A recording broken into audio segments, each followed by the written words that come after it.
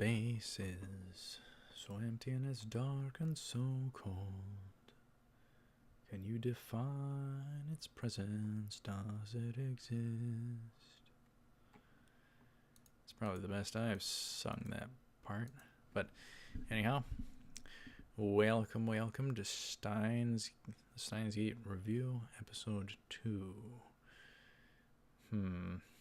Well, we just got quite a stunner that should have sold anyone on Episode 1, even if they disliked Episode 1 for whatever reason. There's so many things to talk about. I always have more to say, but one of the critics, one of the most common criticisms I see about the first half of Steins Gate, is that it's slow,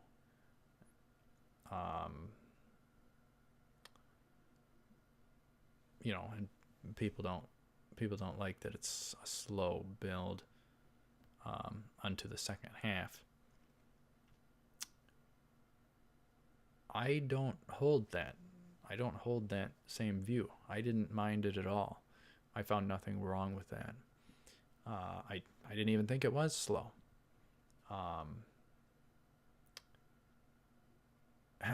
If you want slow, you watch One Piece. It's amazing how they can stay in the same spot just episode after episode. It's really, I don't see it as a detriment. I see it as awesome, really cool. How they can manage such with the writing.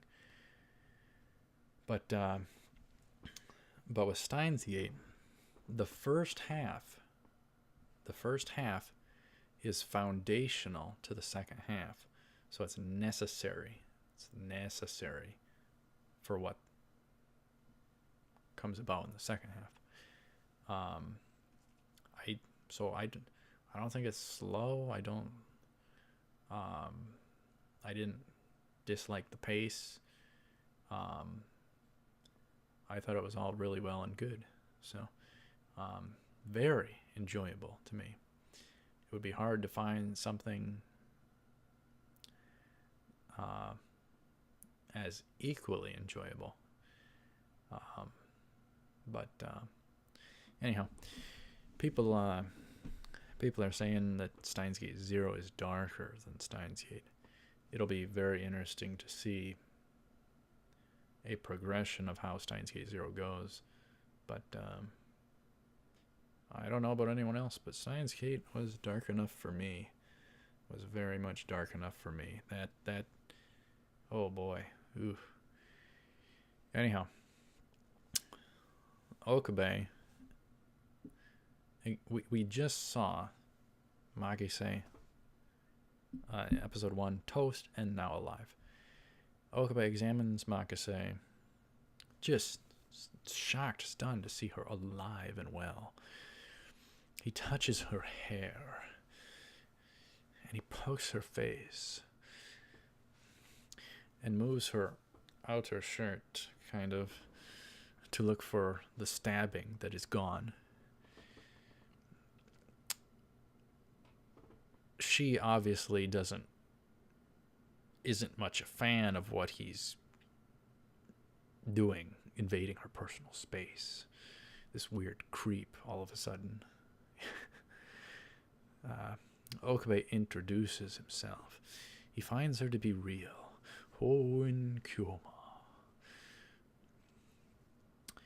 But yeah, he's just spazzed out. You were toast. You were toast. You were dead. And she's like, what the heck is going on here? And Daro having to put his hand down. So she finds a bit of curiosity with him, but Makise now delivers a speech on time machines and has a paper in a science magazine. Okabe challenges her disbelief in time travel and time machines being possible. And sure enough, it puts it to us in an amusing way that he lost. Makise is surely a smart one on the topic. Very good character. I forget the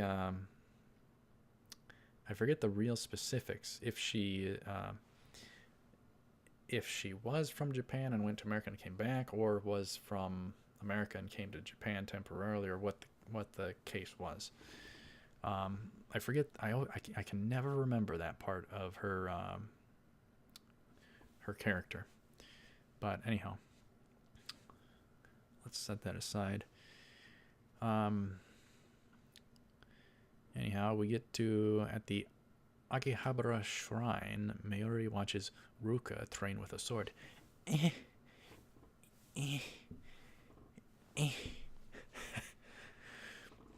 Ruka, that voice actor or actress, whatever the case, I don't know. Sometimes you can't tell, but that, let's just say VA.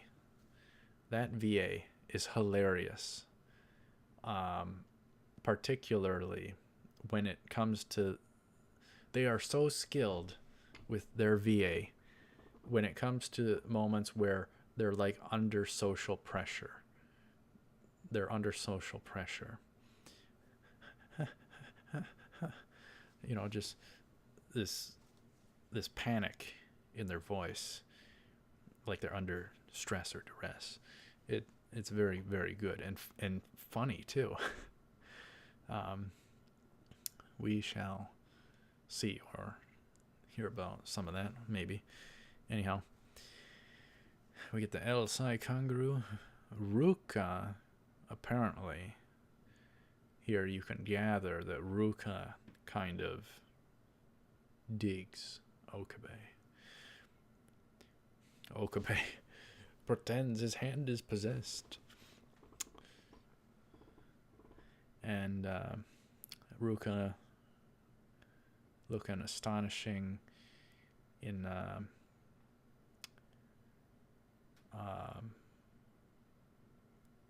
her shrine outfit and all that, and how girly she is, and her hair and all that. But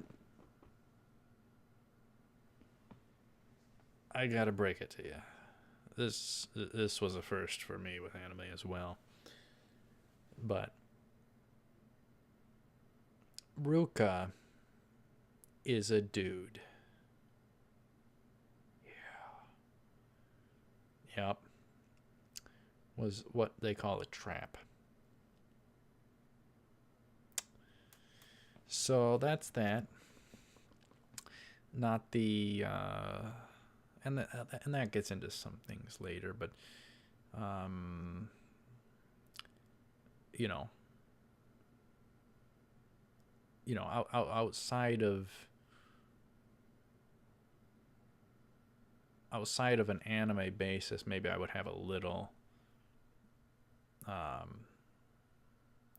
criticism with the character on this and that, but nonetheless, on an anime basis, hey, let's enjoy the show type of a deal,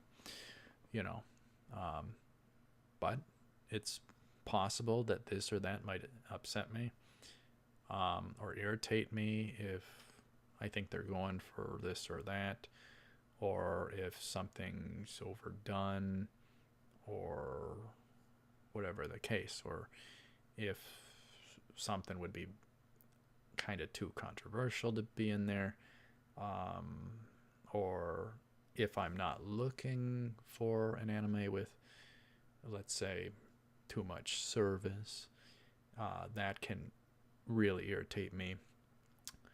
I got very irritated and upset at Mirai Nikki for having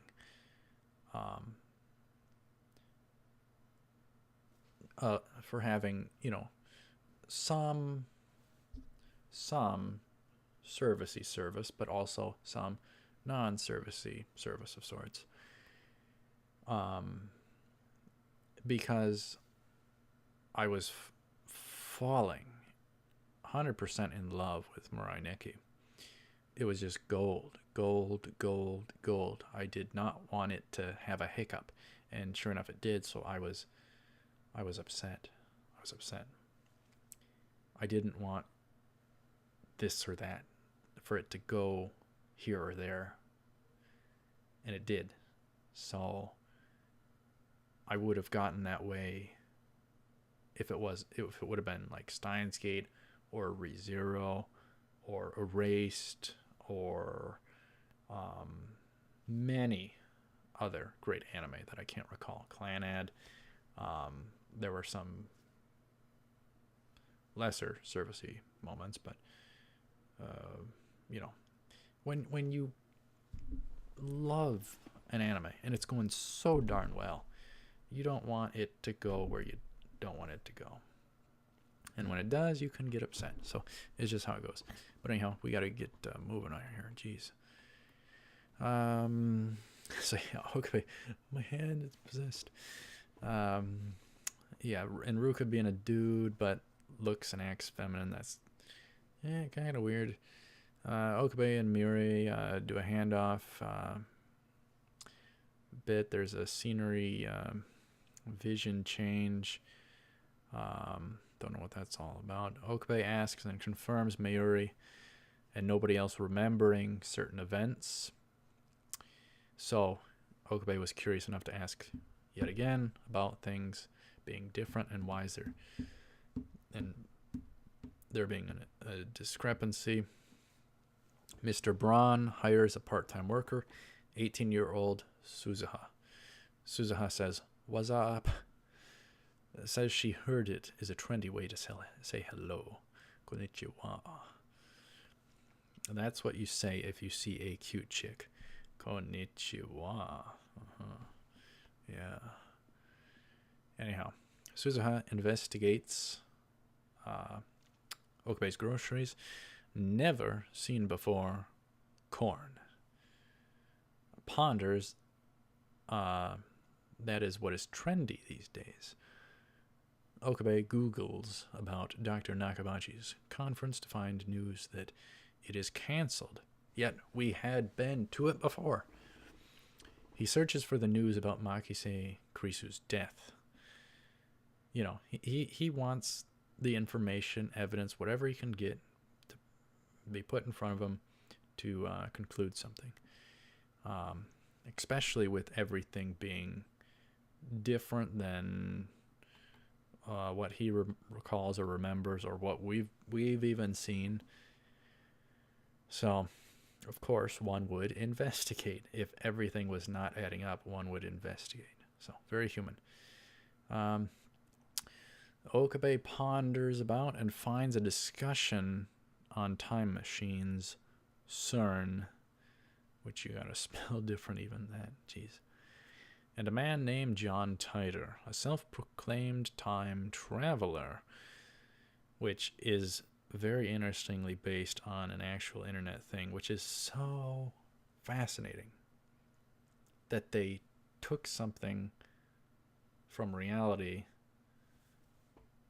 and in a creative way just had at it, you know, made it something even, well,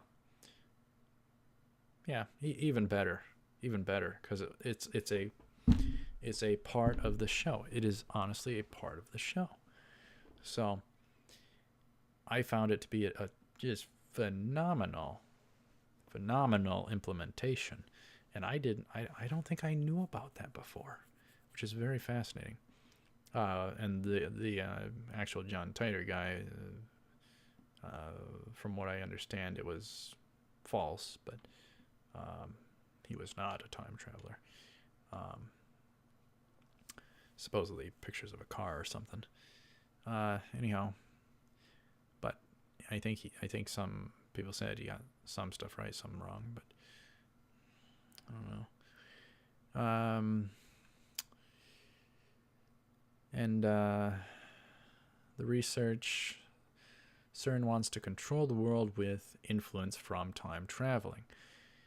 John Titor has traveled back in time to fix that problem.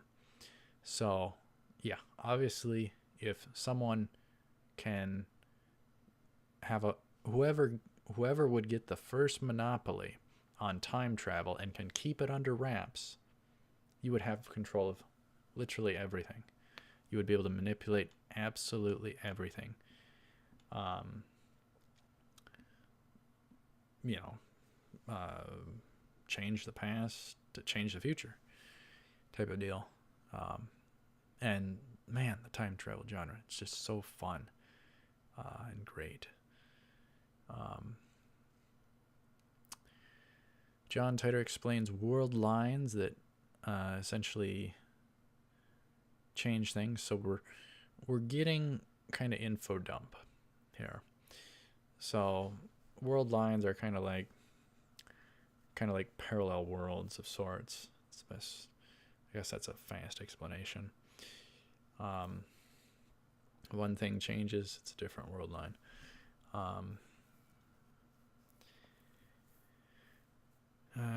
John Titor appeared in the internet in 2000, internet forum, popular phenomenon, claiming to come from 2036 to save the future.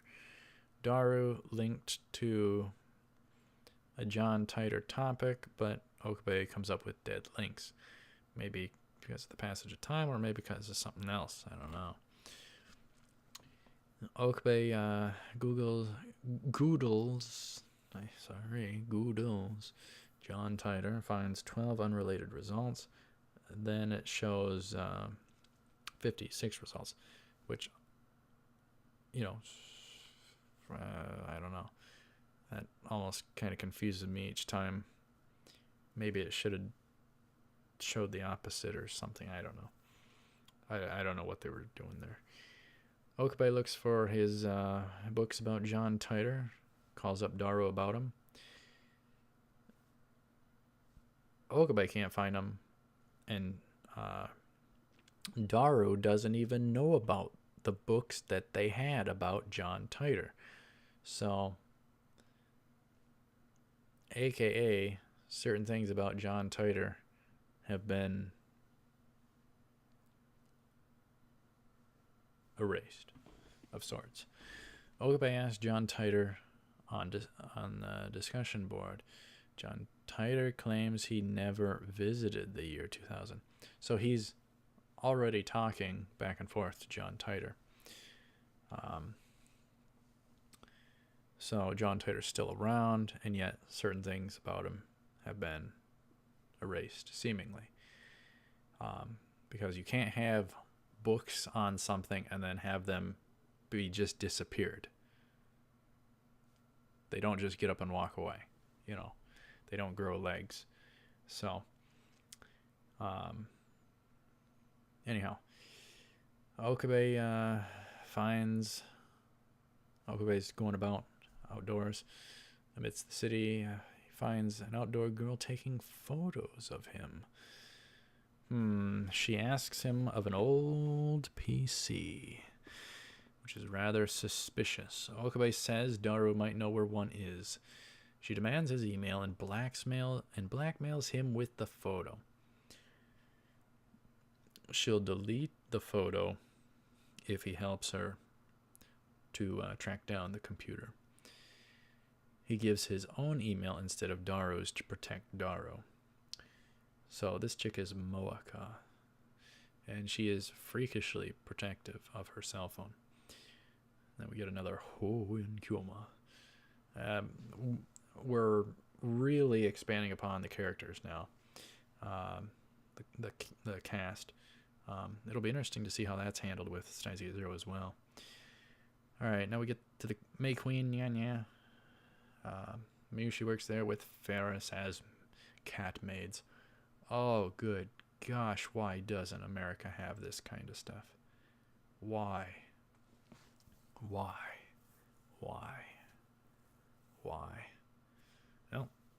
wouldn't be recording videos.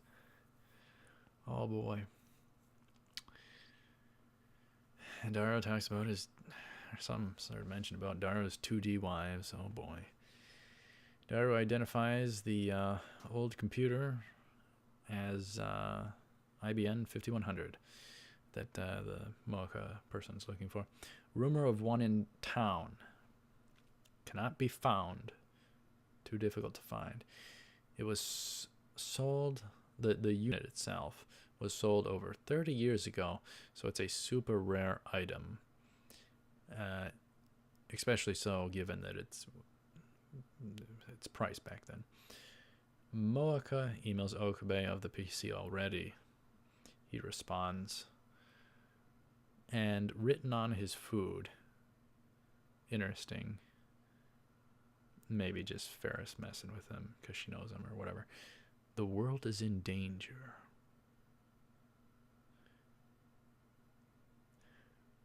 It just adds that little flair of danger. To mention danger. The unknown. Okabe does more experiments with the bananas in the microwave again, going backwards, microwaving them, hooking a microwave up to a cell phone. They rip one banana from the bundle on 120 seconds. Apparently they're Mayuri's bananas, but they ruin them. So she always has to buy new ones. Daru opens the microwave this time. And the banana is gone. The banana is disappeared. There's no banana in the microwave. It was when they put it in there. But the 120 seconds in the microwave, now it's gone. Daru stunned. They both think they're pranking each other. Oh, ha, ha. Let's be real here type of a thing. But they pan back where they got it from after a little back and forth dialogue, accusing each other. Oh, you think this is just a joke or funny? Ha, ha. Where's the banana? They look back at the bundle in which they had ripped it from.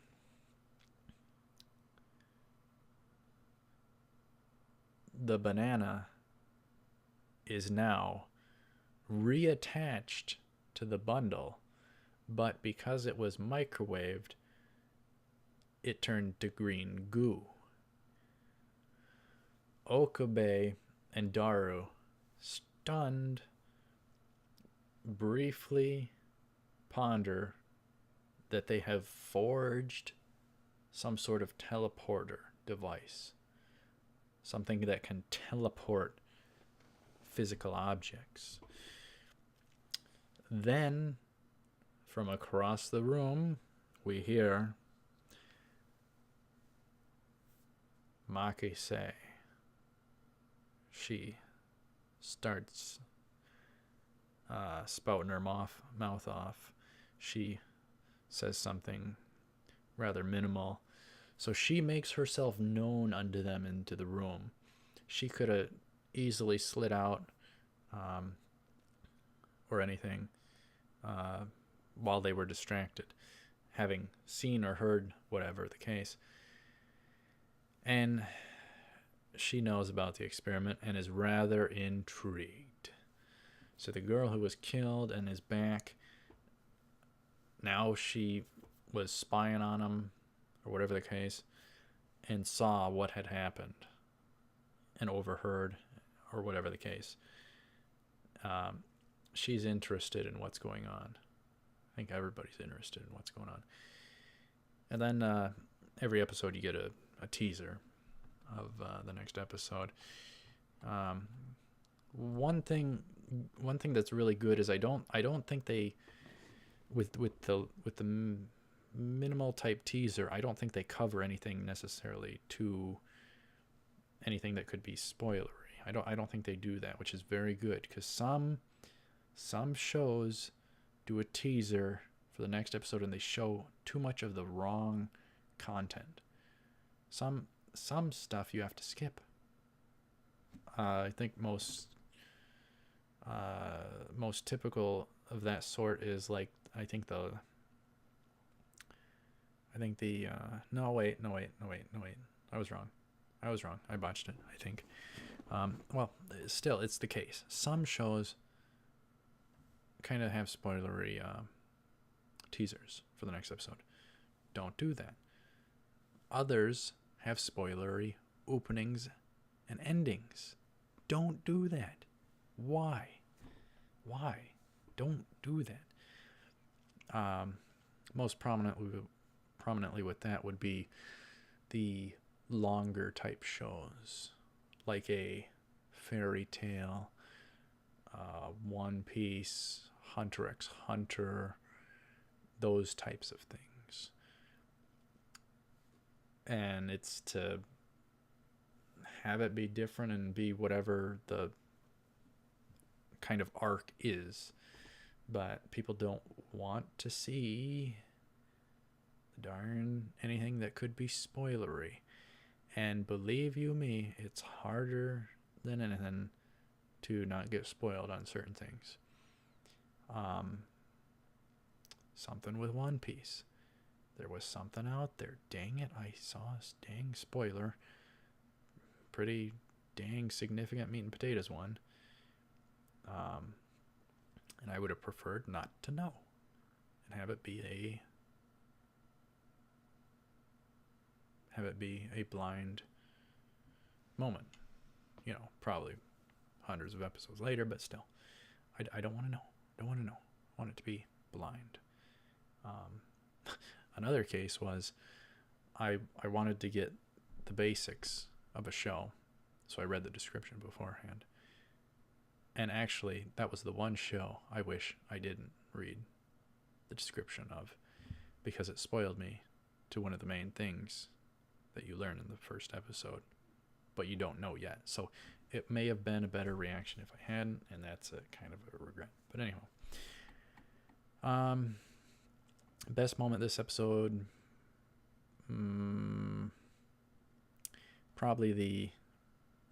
it's probably always the most significant thing, which is the banana teleporting. Very interesting. So, anyhow, feel free to leave your comment down below. Thank you very much for watching. Stay tuned for more. Boy, these are going to take a while to crank out, or at least to record. But anyhow, I will see you up ahead as always. Take her cool.